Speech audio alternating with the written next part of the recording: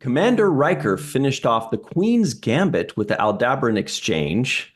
The Sacred Chalice of Reeks is an old clay pot with mold growing inside of it, and 91% of Starfleet graduates are not posted to Galaxy-class starships on their first assignment. Hello, everybody, and welcome to The Seventh Rule with Cirroc Lofton. Hello, hello. My name is Ryan T. Husk, and today we're doing a review of Star Trek The Next Generation, Season 3, Episode 24 already. Menage let me pronounce this correctly, Troi. Written by Fred Bronson and Susan Sackett. They're well known. Directed by Robert Legato. This was May 26th, 1990. How you doing today, Cirroc? Doing well. May 26th. Yeah, this is almost an anniversary. This is almost a 24-year anniversary for this episode. It's crazy. We're right on pace with this show. One thing I always notice, I think I may be the only person that cares about this, because every time I talk about it, they glaze over.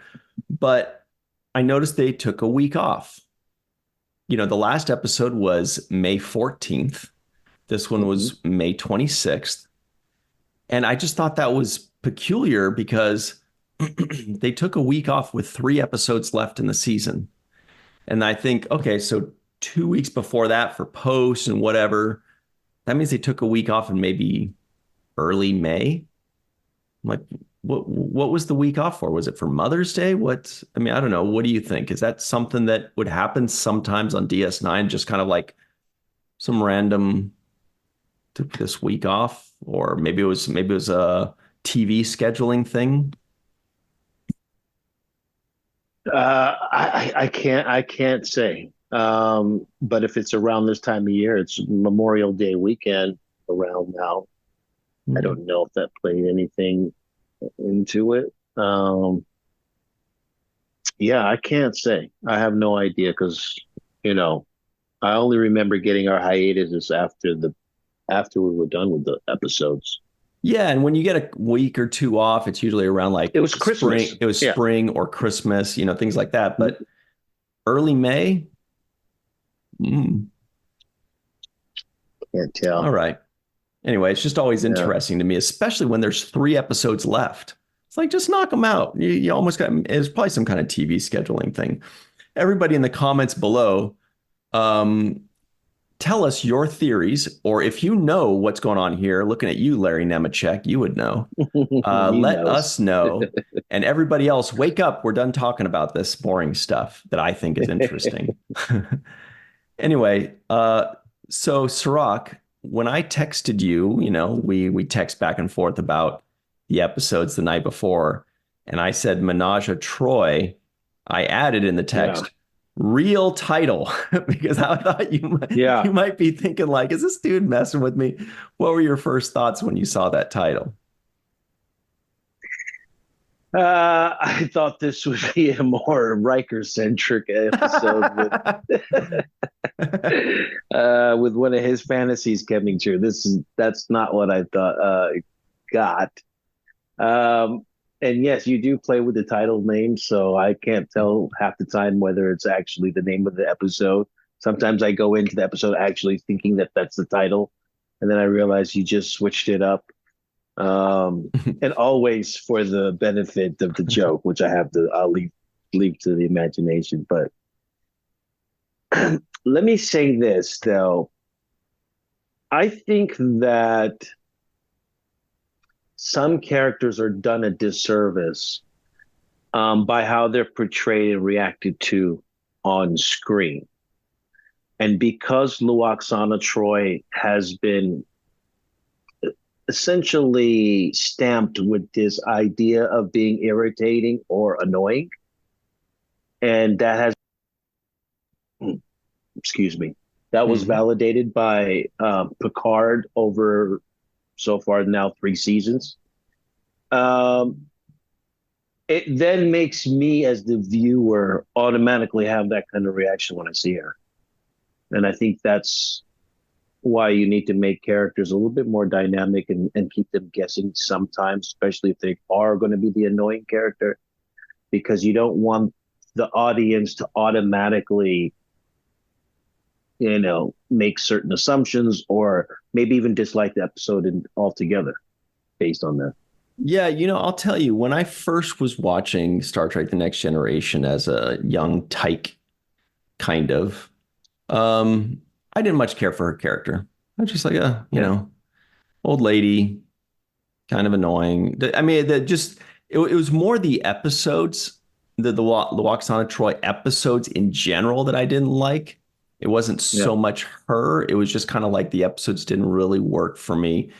Um, because I watched when I got into Star Trek, in my youth, I got into Star Trek, which was, a ship of adventurers, and the Federation going out and, you know, doing diplomacy, seeking out new life and aliens and starships and figuring out puzzles.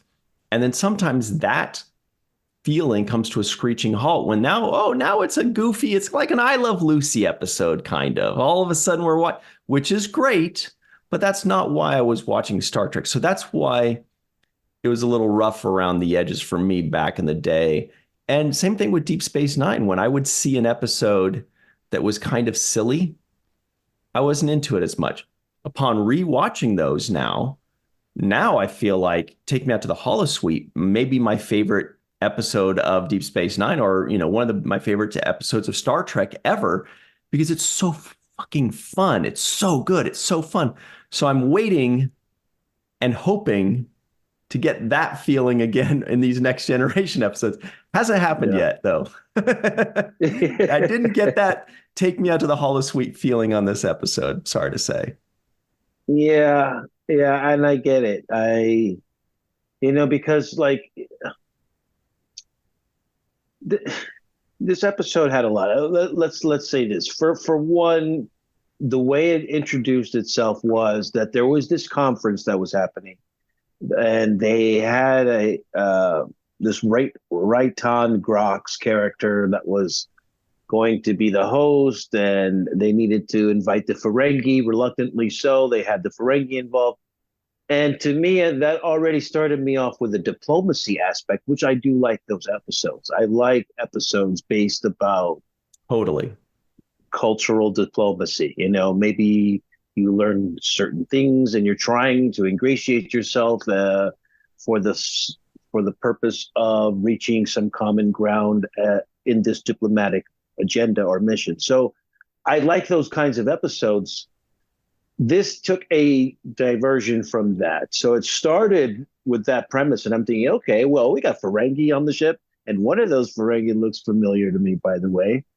I was gonna ask that. I was like, oh, maybe he hasn't noticed. Maybe he didn't know.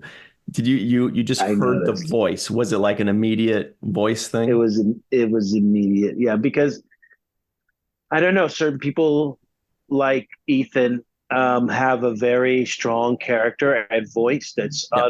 almost just it's undeniable. I feel like John Billingsley is also like that. Jeffrey Combs. Jeffrey Combs, yeah, exactly. So there's just, I mean, JG. It's hard for you not JG, to. there's no way he could hide himself. He could put on a full bodysuit and be like, "That's JG Hertzler." Yeah, exactly.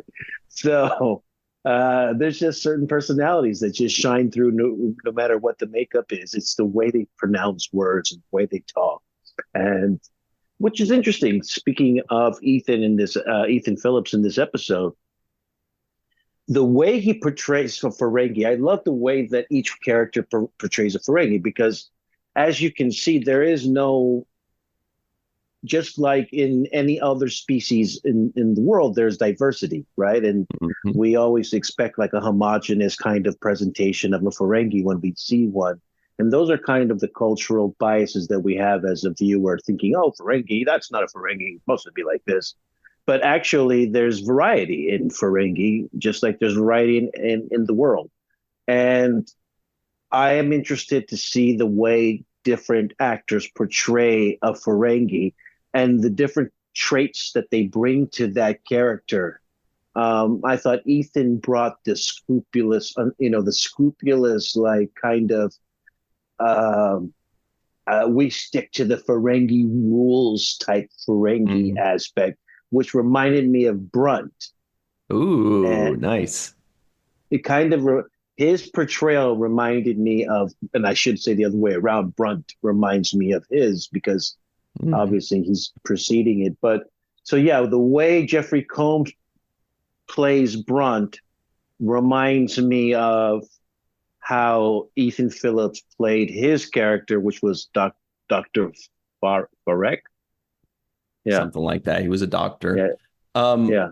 you know, I w I've got something crazy to say on this matter, and that is that it is really interesting though because we're watching these shows kind of in rewind. You know what I mean? Like we're seeing like what you said. You know, he reminded me of Jeffrey Combs. Well, hang on a second. He was actually first, and I was thinking Ethan Phillips, who plays Neelix, and by the way, I could never remember the doctor name that he was playing in this episode, so I just kept calling him Neelix in my notes. But Ethan Phillips, I feel like to this date, 3 seasons into the creation of the Ferengi, like 70 episodes, to this date, he had done more to evolve the Ferengi character types than any previous iteration of Ferengi, whether it's Armin or whether it's Max or whether it's the several other actors. This guy that played Damon Togg, what's his name? Um, Damon Togg, Frank Corsentino. He also played Damon Bach in season 1, episode 8, The Battle, or episode 4, like one of the very first, where the Ferengi were introduced. No, that Mhm. was the last outpost. So the last outpost was episode 4. The battle, I think, was episode 8. So the second Ferengi episode. Anyway, so many different actors portraying so many different Ferengi, and I feel like Ethan Phillips did the most to fill out the Ferengi to be less of a caricature all the way here. He was a Ferengi that was over here, which led the way for Quark, for Rom, for Brunt. He kind of pulled them in this direction rather than them being like this little group of character types, if that makes sense. I thought he just because he just played it almost like a regular person. The lines were Ferengi, but he wasn't acting all sniveling and ridiculous and like one of those jumping monkeys that like they bounce everywhere. Anyway, just an interesting 100% thought. agree with you that he did a lot to advance the way Ferengi are perceived. 100%. He did this. It was like, it almost to me establishes the rules of acquisition. It kind of led me to believe that there is a system of how they go, and if you break it, then you're going against. Don't make me report you to the Ferengi Revenue Service or Yeah, whatever, the whoever's grand treasurer. whoever Yeah. yes, whoever's going to be in charge. So there was that aspect, which I think ultimately becomes a cultural aspect of them. It's one of their main um, fundamental principles of how they exist. This rules of acquisition, this great river provides kind of idea, this whole hierarchy of order. So yes, I did like his portrayal. I thought it was very good.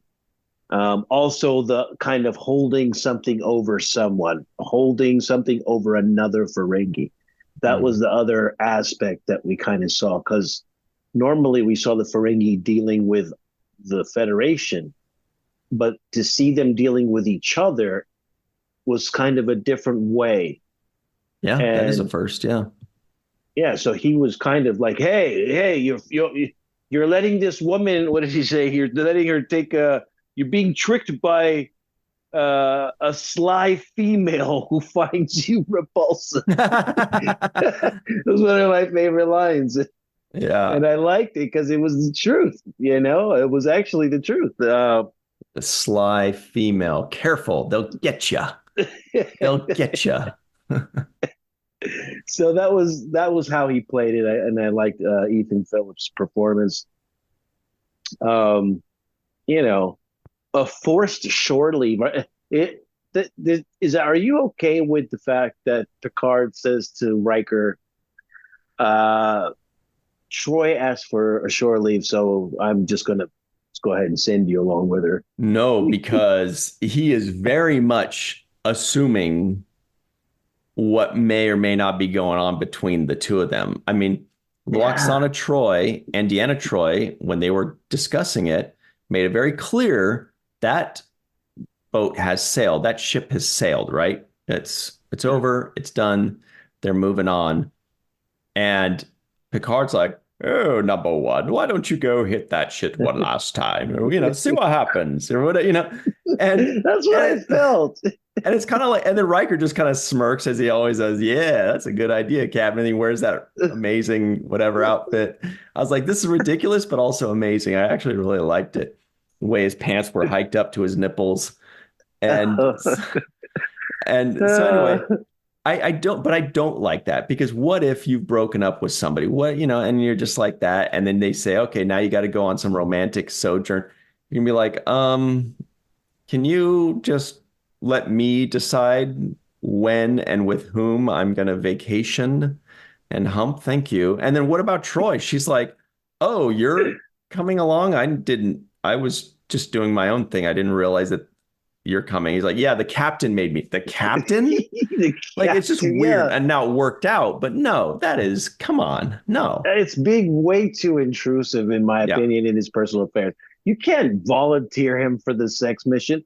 That's not like, first of all, like you said, Troi asked for herself. She didn't ask for the both of them, from what we understood, right? So she probably just wants to be by herself or whatever and just enjoy a vacation. It's like, that was kind of super intrusive, in my opinion. It wasn't even suggestive. It was literally almost like an order, like, go and do this. Like a pushy mom, kind of like Lwaxana. Actually, he was being Lwaxana Troi there. Yeah. Yes. Like pushing into somebody else's business. Yeah. Yes. And so that was just one of the many things I was uncomfortable with in this episode. It was too much for me. I'm sorry. This episode was a little bit too much for me. I am uncomfortable with episodes where people are kind of forced into this kind of sexual slavery, or whatever you want to call it. It just makes me uncomfortable, because people being held and forced against their will bothers me, and I couldn't rationalize it in this episode. No, even if she likes it at some point, Lwaxana, who kind of liked it, or kind of was playing along for whatever's sake. Even under those circumstances, I think that a person is forced to do that because of the decisions of survival. And it's not a fair place to put somebody in. It's not a consenting position. And you don't have consenting adults. So when you don't have consent, it bothers me to the ultimate degree, which I feel like they visited this subject already. Yeah. In Next Generation with Tasha Yar. Remember, she was kind of like volunteering for that episode, and I just feel like they're dealing with this subject. And they do it again in Enterprise. There's like a Beauty and the Beast kind of episode with Linda Park playing Hoshi that's not very good. And I feel like we've seen it once or twice in Deep Space Nine as well. Yeah, I mean, when that started happening, I was like, oh, God, this is an episode that is not going to age well. Where in like 1990, people were like, oh, it's pretty good. Whereas people now are like, come on. Now, my first thought is put some women in the writer's room, see how that flies. But apparently a woman co-wrote this, so that's not the answer. The answer, I guess, is the times. But what I did to work around that, because I too was just like, I don't. It's just, it makes me feel uncomfortable. Like, I'm just like, it's creepy. It's just like, and it's also, it's just like, it's weird. Yeah, I'm like, I don't need to see this crap. But the way I worked around it was midway through, I was just like, I realized, I said, well, what if this was real? What if there are aliens out there that treat women like trash and sexual whatever, and they want them, that's perfectly possible. There are cultures still on this planet that would be similar to that would treat women horribly or whatever. So I just kind of told myself, rather than looking at it from the lens of I'm watching this on my chair in front of my computer in 2024, what if this was real? What if she was really a betazoid freak? what if, who's like got these mental powers and wants to hump Jean-Luc Picard? And what if this is really a race that treats women terribly and that are the horrible people or whatever?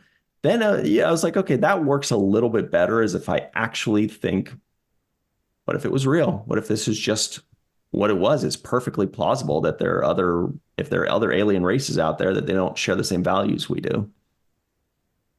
Yeah, it's just it is very possible that could happen, and it just bothered me still. I couldn't get around it.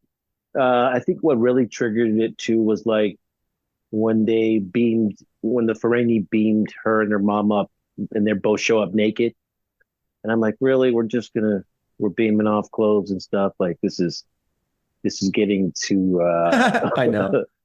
too raunchy for me. Like, yeah, and then Troi's like, this was a family show. Troi's like, oh darn it, and Luoxana's like, tee hee. You're like, come on, Luoxana, like we get that you go for. She's basically Mrs. Roper, which is great. It's cool. It's very progressive. I love that she takes charge. She's amazing. That's why she's some people's favorite character, like our friend Dr. Marie Segal. But even that type of person would still like to know and give consent if you're being made to be naked. Like, Yeah. like she wouldn't just be like, oh, tee hee. She'd be like, what the fuck? Like, come She's on. like, what? It's cold. Like I was like, come on. It's like, this is. But that's her just keeping her cool. That's her just. It's consistent. Yeah. It's her keeping her cool. It's consistent with the Ferengi being kind of, chauvinist pervs. It's consistent with that. Even though there have been exceptions to that's the general behavioral. That's the culture, yeah. Attitude, cultural. But there have been exceptions. We've seen that with Rob. We've seen that with Nog as he's learned about how to integrate into society. But yeah, I think this episode just left a lot more for me. I thought there were more interesting areas in which they could have discovered instead of it just being purely a sexual thing. I thought that the main tool that could have driven the episode was the Ferengi's obsession with the telepathy and how they can extract that and find a way to use that for their benefit. That would have made more sense to me. The sexual thing was too much for me, because of just so many reasons. But ultimately, if the interest in telepathy did make sense to me, that would be a tool that would be great in negotiation and used it for business. And I could see why the Ferengi would want that around. So, but there were so many other ways to accomplish that, right? Like, you can pay a Betazoid, for example, try to commission one to work for you, offering them maybe percentages as a partnership or something in some kind of deals that they make. There's so many ways that could have been brokered out. Or they could have kidnapped her for scientific research and conducted experiments or whatever they thought they needed to do to extract that information. But the part that got creeped me out was like, somebody's not into you. It's just like, respect that they're not into you. If someone says no, respect that they say no. I just have that kind of general. That goes for you too, Luoxana. Yeah, Luwak said Uh, it too. Yeah, she's got no, because it's yeah. but I agree. Like, you know how it would have made how it would maybe fly better nowadays is if Luoxana were captured strictly for that business deal, no, not for the business deal, but strictly for the business aspect of using her telepathy and saying, nope, we're going to use you. You know, it's horrible. We're bad guys. We're blah, blah, blah. And she introduced the sexual aspect That would have to worked for me manipulate him, to you know, manipulate him. rather than that, 100% would have and worked for then me. then I feel like then it'd be a lot more palatable today. We'd be like, all right, that's cool. She initiated that kind of situation. She outsmarted him. She used what she could against what we know the Ferengi are. This kind of thing would work. Let's take a quick break and talk more about this episode that we love so much. We'll be right back on the seventh rule. Well, hi there, everybody. Welcome back to the seventh rule with Cirroc freaking Lofton. Wow, what a treat. Today, we've got some fun trivioids for you, and they are as follows. The Enterprise has been in attendance at the biennial trade agreements conference in Beta Z, on Beta Z. Riker finished off the Queen's Gambit with the Aldebaran exchange. By the way, Yeah. Aldebaran, I remember Dr. Bashir saying Aldebaran for something, but I don't remember what it was. I think it was like a food or an animal, like, oh, an Aldebaran condor, or I'll have some Aldebaran tea or something. I remember somebody in the comments below let us know what was the Aldebaran something that Bashir said or did or ordered. I remember it coming out of his mouth, I think. Wow. Great memory. Luoxana Troi would rather eat Orion wing slugs than deal with a toad-faced troll like Damon Togg. The sacred chalice of reeks is an old clay pot with mold growing inside of it. Luoxana Troi noticed some Uda berries back along the path. 91% of Starfleet graduates are not posted to Galaxy-class starships on their first assignment. Some females think Damon Togg's ears are his best feature. Ferengi have iron jaws. And the Enterprise needs to rendezvous with the Shoe. It said that the USS Zapata, which means shoe in Spanish. So it does. It does. when they said that, they're like, we're going to rendezvous with the Zapata. I'm like, It's and then they had a close up on some shoes coming in the door. I think it was actually. But no, rascals. Yes, the Zapata. Yeah. Wow. This was over the top. Was my. Well, let's talk about what we did like on this episode, because I'll be honest, I didn't hate it, but it's not. I didn't hate it either. I mean, let's say this: I wasn't like clock watching it as like, oh my gosh, what time is it? It was going by. It was fine. Food for the eyes. Yeah, it was fine. I wonder how well it does to the rest of the public. For me, the Luoxana Troi episodes never really worked, but some people love them. And I was hoping you did, but it sounds like you're in the same boat I am, where it's like, it just didn't quite, it was almost there. There were some things like they could have taken this idea in 2024, give it to Ira Steven Behr, for example, or maybe these two writers get a second chance at it. And it would have been, I think, a much better episode. I think they could have worked around it because by the way, I'll tell you what I did like about it.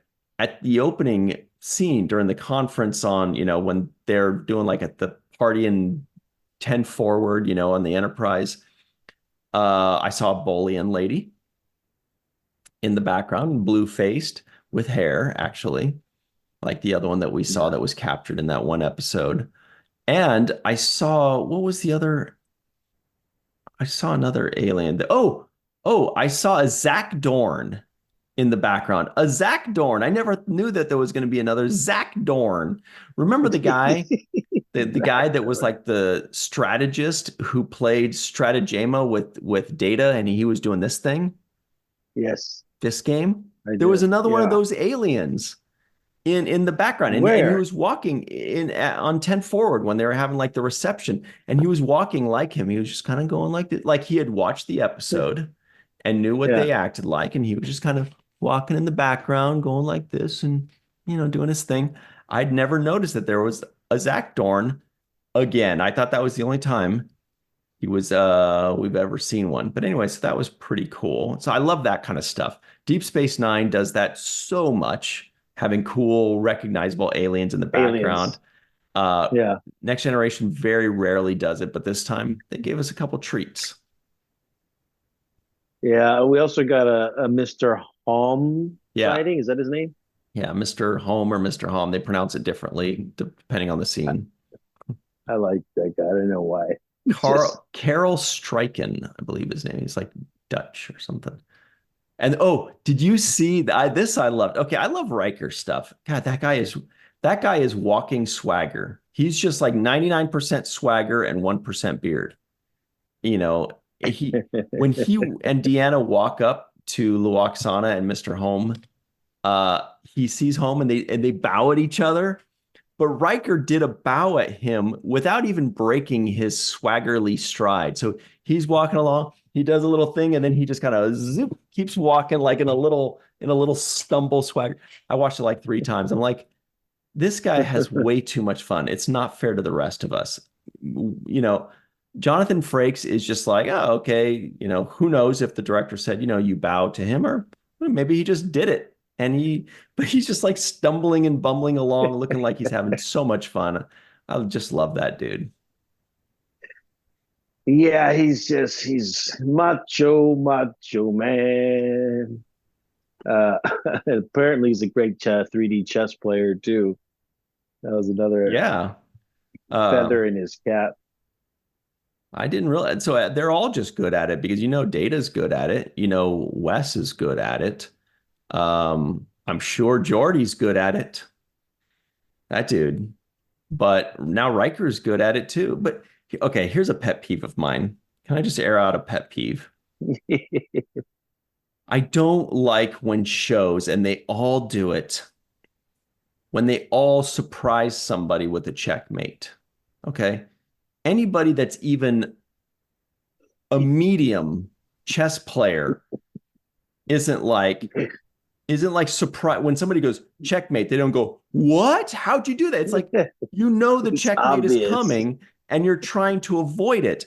And that's why most people, when they know the checkmate is coming, they just give up because they're like, okay, there's nothing I can do. In 3 moves, I'm going to get checkmated. And that's not even like super advanced. It's like medium. So if they're trying to pretend like these people are advanced chess Mhm. players, if he says you're going to be mated in 2 moves, the guy's not going to be like, what? How? Impossible. What are you talking about? Oh, and then he uses his bishop to kill his knight. And the guy's like, what? How did this happen? If your knight is being threatened by a bishop, you know it. Oh, there's a bishop here. There's a knight here. You could take it. You're not like, oh, how did that happen? I'm such a good chess player, but I didn't see that. Anyway, sorry, I got to Came move out on of from that. nowhere. Yeah, out of nowhere. Yeah, the chess stuff, I leave it alone because it's the 3D chess, so I kind of Right. pretend like it's more complicated It's than magic. regular chess. Yeah, I always it's magical, you know. Um, but I've yes, played it's all that 3D chess, the tridimensional chess, and it does have interesting rules. Those 4 other pieces, it's like 3 main boards, right? And then 4 other ones. Those 4 other ones can move. So if you have like 1 or 2 pieces on that piece, you can move it to the next level or the next level. So you can really kind of do sneak attacks in that way. And you can also, so for example, a bishop can go diagonally across this board, but it can also go diagonally and up, across all 3 boards. Or if it's on this movable piece, it could go up to the second or third level and then go diagonal. Anyway, it's really interesting, fun concept. yeah. I only looked at that prop 1,000 times when it was on the set, but I never actually gave it any consideration. Uh, I remember looking at it a lot though. So every time I see one, it reminds me of Deep Space Nine and Mhm. seeing it in Sisko's quarters. I think he had one in there. What'd you think of Wesley Crusher? That was a kind of a good moment at the end there, right? Like at first I was like, oh wait, Wes is leaving? I don't remember Wes leaving this early, but it turns out he does not leave. But then Picard gave him that nice moment of like, that's it. You're an adult now. I'm gonna make you a full acting ensign, this and that. And then Wesley giggles and skips along all happily. I'm like, ah, oh, dude, you're supposed to walk away tough looking, but it was still a good moment. Well, now that he's getting more action than Jordy, he has to have a higher ranking. I was thinking like, yeah, he is kind of growing up. I thought this might have been the farewell episode for him because I know that he's not at the end, so I didn't know. I thought, oh, is this goodbye to Wesley? And it turned out that it wasn't the thing, and they gave him a nice little moment where he solved the whole thing. That part right there was a little like, again, believability wise, it was low on the level of believability for me.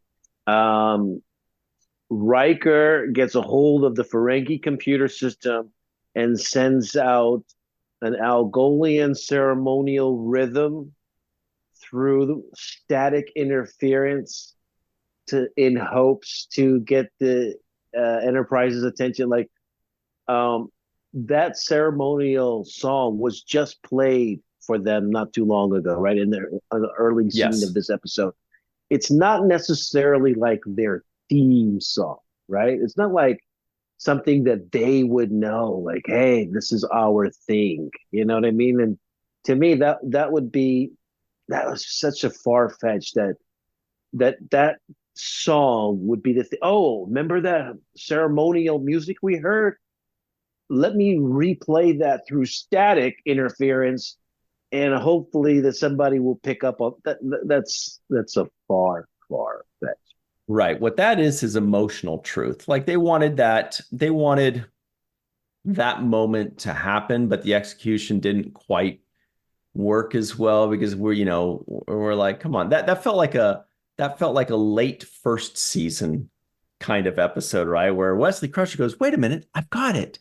I'm thinking like, wouldn't Data have gotten that one where he listens to That's it? what Data's typing away and he's listening. He goes, curious. I seem to be picking up on something different than everything else. And he, that's usually going to be a Data thing. But of course, we understand why Wes did it, so he could have his moment. And more so than the moment, it was so that he could show that he was willing to sacrifice himself for the betterment of his crew and the mission, which is really cool and cute and great. And that's why Picard was finally 3 seasons in saying, all right, kid, you're okay. You're okay, kid. And he's like, gee, Captain Picard, thanks, or whatever. Yeah, the only thing is, as soon as I saw him with a red shirt on, I was like, it's only a matter of time, bro. You get the wrong color on, bro. You don't go on any away missions until this show ends. Yeah, man. Well, let's talk about today's home run of the episode, shall we?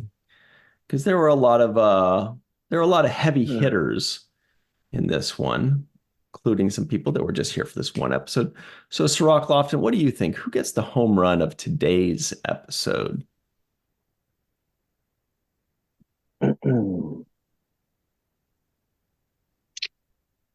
While you're thinking about it, let's mention that there was the USS Bradbury. That was pretty cool. Clearly named after the science fiction writer Ray Bradbury. So I thought that was noteworthy. There are a lot of little noteworthy items in this episode. Arcturian Fizz. I know Arcturus is an actual star system out there. So a lot, there are a few cute little nods here and there. But anyway, what do you think? Home run of today's episode. I'm going to give the home run to Ethan Phillips. I'm going to give it to him and what he's done for the Ferengi and his portrayal. It did ring true to me as authentic in the way that I've come to understand Ferengi. And so I'm going to give him the home run for taking that role and really setting some kind of standard with it. I hope Eve England's in the free for all today because I want to hear. I think she can be like, this episode was rubbish, rubbish, rubbish, rubbish. We'll see though. I want to give the home run of the day, like an honorary home run to whoever designed Riker's shirt. That puffy shirt was really fun, but I was kind of laughing at it, but then I was like, but he actually looks really good in it. Like it actually works in a 1990s way, you know? It was actually pretty good, you know, and he's got the swagger. Jonathan Frakes in his mind, when he put that on, he thought, yeah, I would sleep with me. Yeah, I would sleep with me. Like, yeah. That's it. This is irresistible. Because you could tell when he's walking around in there, he's walking around like that. You guys love it. You know you love it. So, but other than that, I agree with you, Ethan Johnny Phillips. Great character actor, great guy, nice fellow, and that very recognizable voice, and also kind of recognizable how that upper lip kind of moves up when he's playing an alien character. So he really did a lot, I think, in this episode, and I loved his outfit too. That's the first time we've seen a Ferengi in the Ferengi Alliance, like actually, you know, part of their ship, wearing something different than the standard Ferengi uniform. So that was also really cool. He was wearing kind of like magician's robes or whatever, silk magician's robes, which was kind of weird. But anyway, yeah, good for him. Good stuff there. Let's talk about the people we'd like to thank today. Where are they? There are a whole bunch of them. I also want to say that I thought Major looked very beautiful in this episode as well. I thought she was just really stunning in some of those outfits, and she's just a beautiful person. So very classy, beautiful, love her. Okay, so here we go. Thank you very much to Homer Frizzell, Dr. Marie Segal, Eve England out in Wales. Fingers crossed we'll see her in a minute. Yvette Blackmon-Tom, TJ Jackson-Bey out in Missouri. Titus Mohler, Dr. Mohamed Noor, Tierney C. Dieckmann. Anil O. Polat. Joe Balsarotti, Mike Goo, Dr. Stephanie Baker, Carrie Schwent, Faith Howell, Edward Foltz, a.k.a. Crewman Guy. My Live from Tokyo, the Matt Boardman, Chris McGee, Justin Weir, Jake Barrett, Henry Unger, Allyson Leach-Heid, Julie Manisfee, Greg K. Wickstrom out in the Hawaiian Islands, Jed Thompson, Dr. Susan V. Gruner, Glenn Iverson, Dave Gregory, Tim Baum, number one Pacers fan. And by number one, I mean he likes them. Chris Stern, they're doing pretty well. Chris Sternett, Chuck A., Joanna Yunker, Amiram Mizne, Nora Vega, Ed Jarrett, Steve Case, a.k.a. Joe Bug Buster, and of course, our pal, Jason Okun. All right, everybody, that's it for us. Stick around. We've got the free-for-all up next. Please remember to like this video, subscribe to the channel, hit the bell icon for notifications. If you're listening in, give us a 5-star rating and a nice review. We'd really appreciate it. Go to patreon.com and become a patron. We'd really appreciate that as well. You could join the free-for-alls. You could get the episodes before everybody. You could get so much fun stuff. So patreon.com/the seventh rule. Thanks very much. We'll be right back on that there seventh rule. Hi, everybody. Welcome back to the seventh rule. This is the free-for-all with Melissa Longo. Hi. And Anil O. Polat is here. Hello. Finally. Carrie Schwent, a.k.a. Crafty Bear, wearing with some kind of animated thing behind her and the cool Ferengi eyes that she's wearing. Great green. Chuck A. has a cool Sisko shirt. The Emissary, I believe it is, made by Walking Art, made by Melissa. Yes, Steve Case, a.k.a. Joe Bugbuster, is hanging out on the Enterprise D, as is our pal Faith Howell in the Star Trek shirt. Chris McGee is cosplaying Riker today, and the Matt Boardman knows the memes in his background. A lot of fun memes there. All right. First things first. Cirroc Lofton. Jake Sisko guesses the IMDb score. Mind you, you can't go over a 10. Oh, that's the max. Yeah, I think this one. I'm gonna go at a 6-1. Ouch. Boy, oh boy. Does anybody else have any guesses that doesn't already know? How about 6.8? 7.9?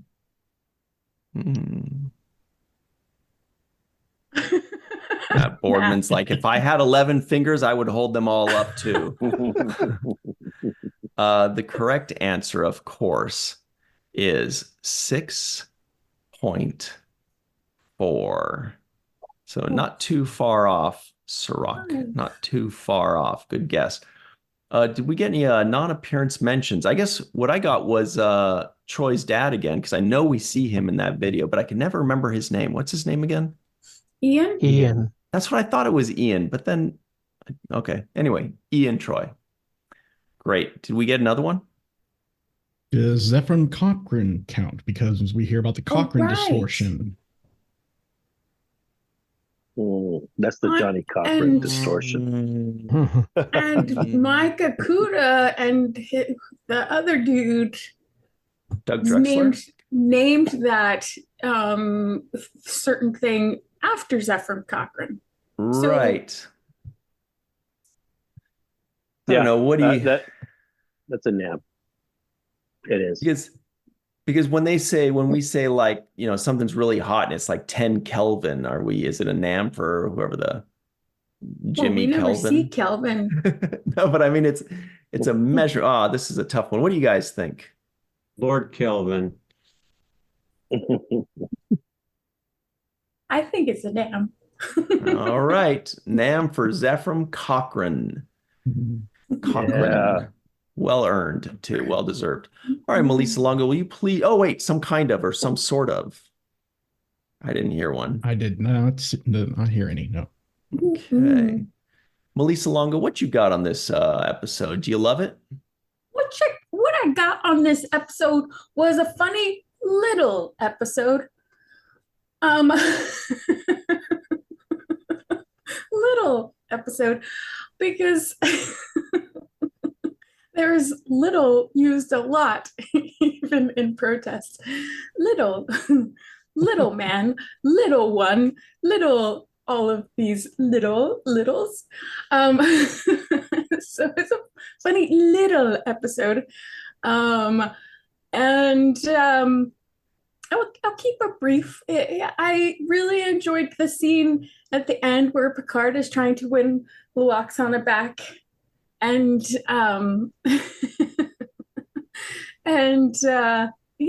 because I thought he was funny. I thought the acting was really great. Mm-hmm. Agreed. Great stuff. Thank you very much, Melissa Longo. Great Seventh Rule shirt. Everybody, you could get that Seventh Rule shirt as well as the one that Carrie Schwent is wearing at the Seventh Rule shop, the Teespring store. Click that link in the description box below and get your very own shirt. Anil, are you wearing one too? No, not today. The only day but I know that color. All right. Well, Anil O. Polat is also here, and thank goodness he's back for such a great episode. What'd you think of it? I like it more just because of the memes, to be honest with you. Like it's sort of, it just kind of had a resurgence, and I'm like, I kind of like this, and then I just wait for the end scene, and it's really good acting because it's sort of Picard. It's so kind of cringy in a way, and he's so uncomfortable, and I almost forget about the other parts of the episode, which are okay, but I think Picard steals the show, and it feels like the episode where the writers are like, okay, we're so comfortable with the characters now that we can have fun. We can take them to dark places, but we can have some fun with them as well. And so I feel like there's a level of comfort here, and it just shows what the show is growing into, which is really nice. I wonder if they're going to have any more good episodes before this season is over. Carrie Schwent, aka Crafty Bear. What's up, Carrie? What'd you think of this one? Yeah, this one's kind of a mixed bag. There's the obvious problematic bits about it, so I'll focus on the things that I did like about it.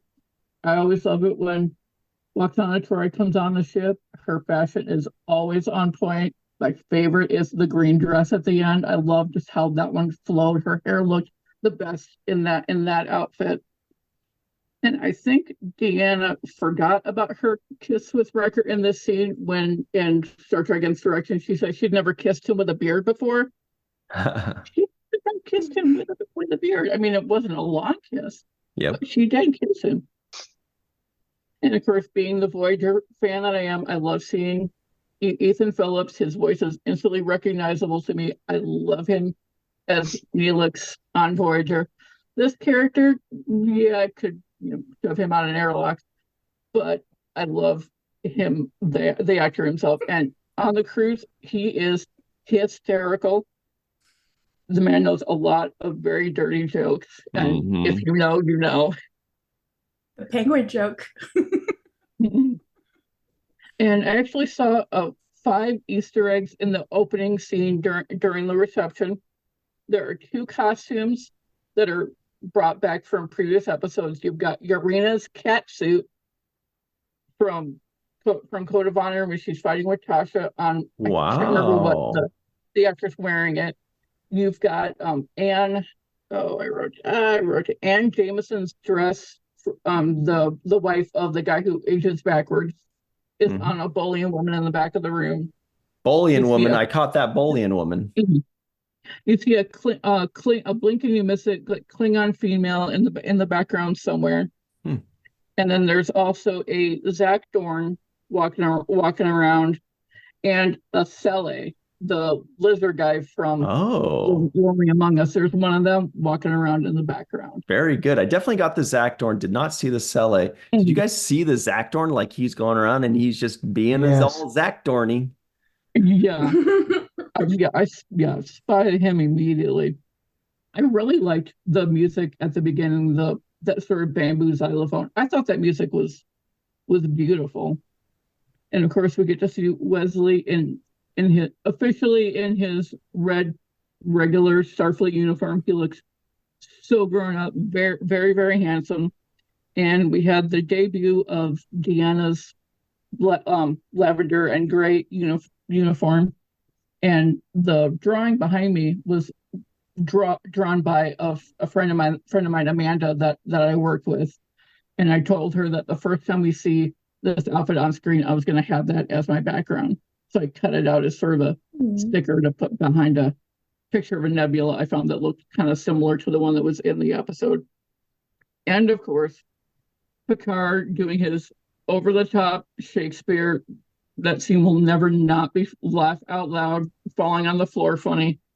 So I decided as an inspiration for my limerick for the episode, I was going to go over the top Shakespearean. So if this got cut from all the Shakespeare stuff that he says in the episode.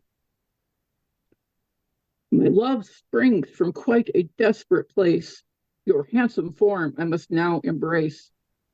From that troll's side thee shall flee, and speed post haste back to me, else that foul ship from my wrath they shall brace.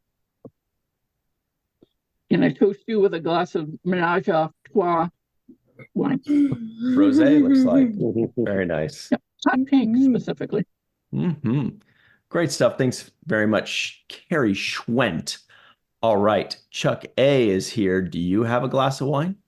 And what do you think of this episode? I do not. I had a mixed bag for me. I liked majority of it. I liked what Carrie said about Picard's Shakespeare speech. What I did miss out on was we didn't get to see the new door mechanisms and the aft turbo lift. They never showed that scene. I thought that was hilarious with Data and the Betazoid. I forget the Betazoid guy's name, but I thought it was hilarious. I love the expression on his face when Picard said that.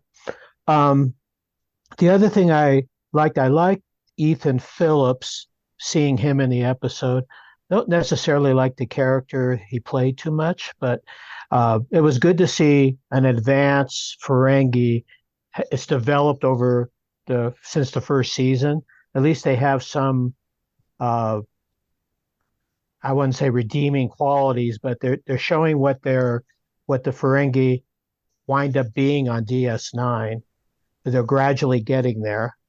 And the last thing is I did love to see the bit with Wesley figuring out that the message was in the static. That was really good, and him getting into the regular red uniform. That was really good to see after 3.5 seasons of that acting ensign uniform. Yeah, very good stuff. Great to see Wes.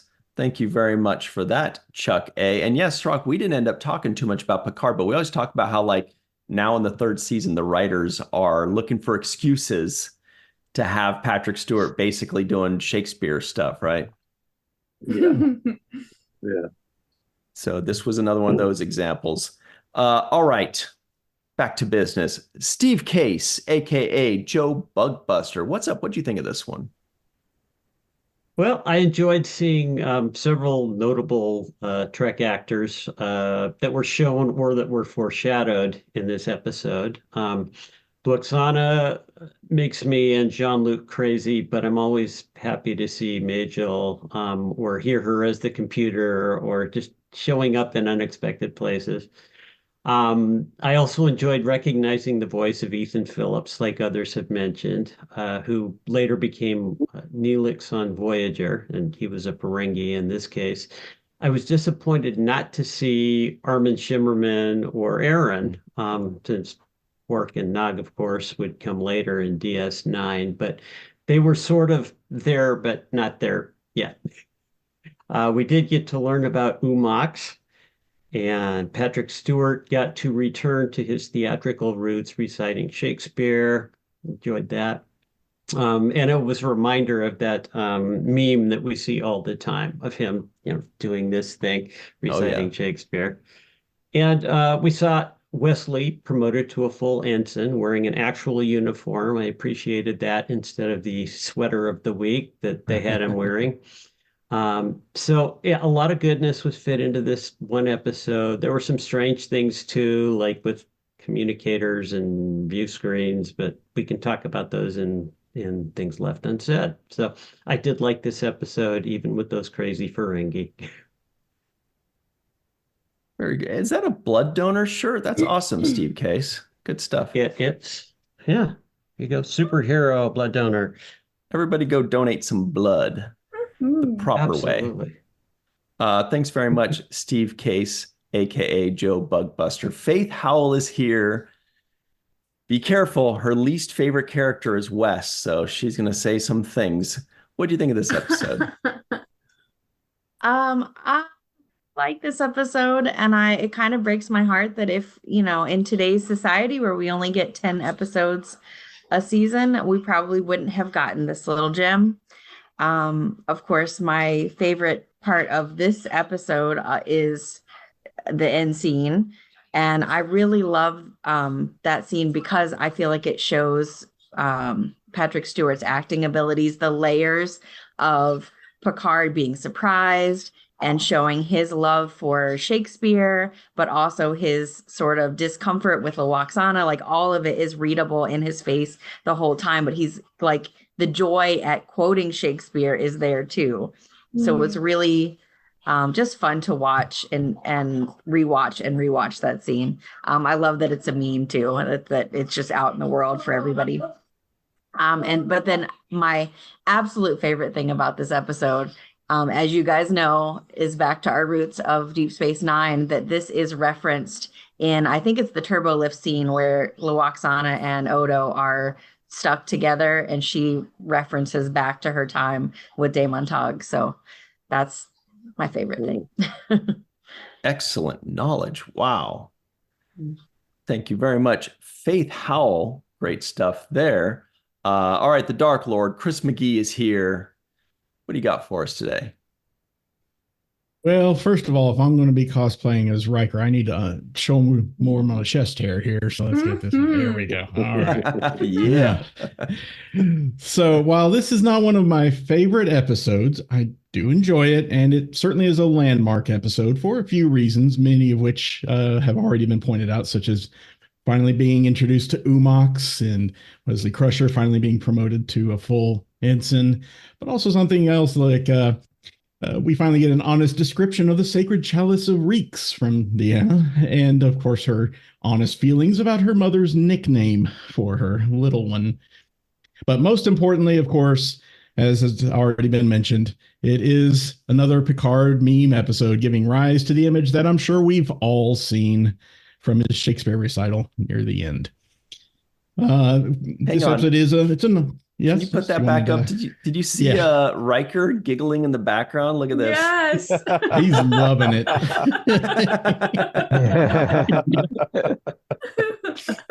Notice Sorry, that during. Quite all right. It is a nice diversion, actually, from the last few episodes, like Tin Man, The Most Toys, and Sarek, which are generally more serious, and this one's a little bit lighter. And coincidentally, while the day that we're recording this free for all is on a day when my mother came to visit me. She's nothing like Lwaxana, though. Speaking of, Lwaxana does, I think, have a point about talking with one's mouth full. It reminds me of a joke that Gallagher once said. Like, he asked why, when we want to talk to someone, we invite them out to eat and busy the only orifice we were interested in. I agree with that a little bit. Okay, memorable quote of the episode to close this out is set course for Beta Z, Warp 9. Oh, those silly Star Treks. Thank you very much for that, Chris McGee. All right, the Matt Boardman is here wearing a cool sweater. Walking art made by Melissa.com. What do you think of this episode? I love this episode. This episode, okay, maybe controversial, maybe not. I put this episode right up there with Heart of Stone from Deep Space Nine. And the reason I do that is because I love character development. I love it when it's part of that B story, but yet feels to me more important than the rest of what's going on, because I love Wesley's development over the years. And to me, this is kind of one of like the culmination of what we've been led to up to this point. Heart of Stone, we see Nog embark on a new journey. Now, we don't get to see Wesley take that same trajectory that we saw Nog take through the rest of Deep Space Nine, but there is a musical piece at the end of this episode that has lived rent-free in my head for 30 plus years. And Ron Jones, I love Ron Jones' music. It's entitled Real Ensign. And if you want to listen to it, YouTube has graciously obtained a license to be able to play music from the Ron Jones Project, and you can listen to it. And this is a song that for the longest time, has always been in my head. And I've always identified it as the Wesley Crusher song, because whenever I think of Wesley and his character, I think that song pops in my head. And I love music. I love character pieces, and I love being able to identify characters from that. It's one of the reasons why I love John Williams, because especially with the Star Wars franchise, he specifically wrote themes that made us think of these characters. And to me, this is always Wesley's theme. But I mean, is the episode silly? Sure, it is. But it's also so much fun. And like we've discussed, others have discussed here, and especially this seems very poignant is recently, given the discussion regarding the length of seasons and everything like that, we would not get an episode like this. And I just think that that's so vital. These episodes are vital to the tapestry that makes up Star Trek, because it gives us those opportunities to get to know people, to see people promoted to the rank of ensign, and to appreciate those moments more, because we've been able to see more of these types of stories along the way. Yeah. Matt, I was just looking at a message you just sent me. Joe Burrow. Have to look at that a little more closely. Anyway, thanks very much. The Matt Boardman. Great stuff. All right. Allyson Leach-Heid. Do not do this at home, everybody. She is zooming from car. What did you think of this episode that you probably watched from the road? She's having a problem. No, yeah, she's muted Yeah, right now, she's but that's muted. okay. Once she gets that worked out, we'll come back to her. Let me, there we go. Let me prompt you. See if that works. Oh man, did she jump off? All right. Well, there she is. I'm here. Sorry. All right, we got you. I'm not used to this from my phone. So thanks for letting me jump in right at the end. I appreciate it. I too adore this episode for the relationships between parents and children. And as I've gotten older and had my own children, I get more from this episode between having Waxana and Deanna and Beverly and Wesley. I personally have boys. So part of this episode makes me so mad because Wesley is having this great talk about what's really exciting and really sad about going off essentially to college with not his mom. And as a mom, I'm like, I want to have that conversation. So I really wanted Bev to have that conversation with Wesley. I would have really loved that personally. And it would have, I think, would have been a nice thing because she didn't get to parent him for an entire season that we had him. So I would have liked to see that. But I also love to see the growth of watching Deanna and Waxana go, hey, I am an adult. I want our relationship to change. I still love you. I'm still your daughter, and I will always feel your pain. Like that scene with Waxana being tortured and Deanna having to experience it with her mom. I'm personally close with my mom, so I can also understand that feeling. My mom and I, of course, are not telepathic with each other, but I can really relate to that. So that's what I really love about this episode. And anytime we get to see Patrick Stewart recite Shakespeare with such glee and joy, I'm always going to be here for that. So never skip this episode. Always watch it. Excellent stuff. And Cirroc thought it was a 6.1. Jake's final take, everybody.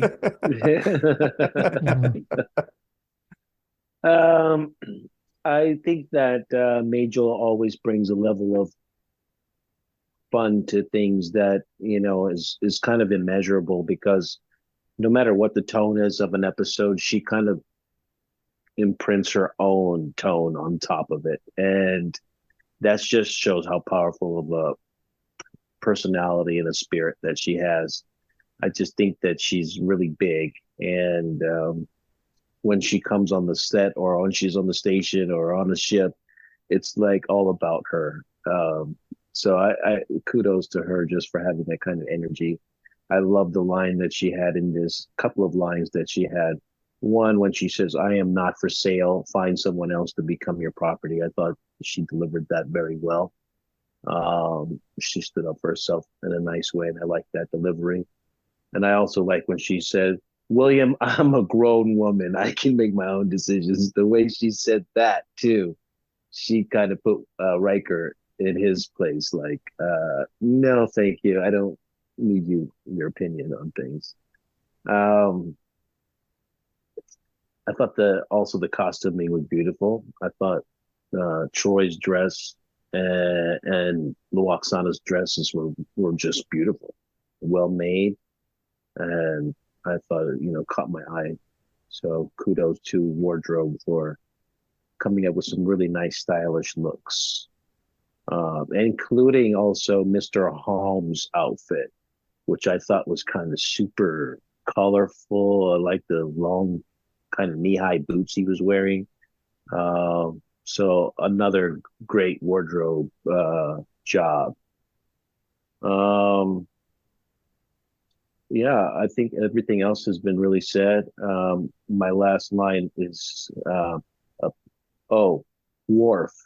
He didn't get any lines, but he gives you these looks, these side looks, like of disgust, especially towards the end after Picard gave his Shakespeare montage. Worf was so disgusted, and I love his looks of disgust. It's something I look forward to because it's not much of a moment that he gets, but sometimes no lines at all. But just when he gets the look, he makes that look stand out.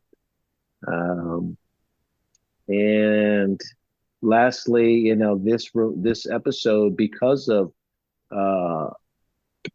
Picard's Shakespeare, reminded me of a new kind of nickname that I'm going to have for myself, and that is Jakespeare. Okay. Nice. Okay. Very good stuff.